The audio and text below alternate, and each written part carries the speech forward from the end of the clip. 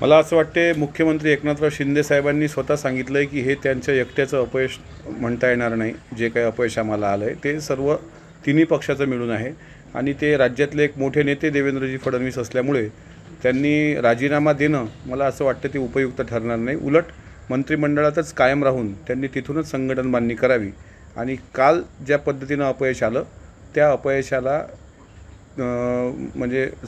सामोरे जात भविष्यातल्या विधानसभेकडे लक्ष द्यावं. कुणाचा दबाव असेल असं वाटतं का त्यांच्यावर?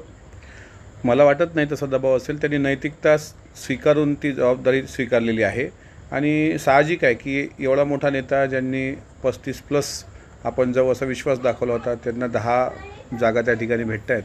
आमचं पण त्या ठिकाणी नुकसान झालं आहे, त्यांचं पण झालं आहे. त्याच्यामुळं त्यांना वाटणं साहजिक आहे. पण मला नाही वाटत कोणाचा दबाव असेल. ते त्यांचं वैयक्तिक मत त्यांनी कळवलं. एबीपी माझा, उघडा डोळे बघा नीट.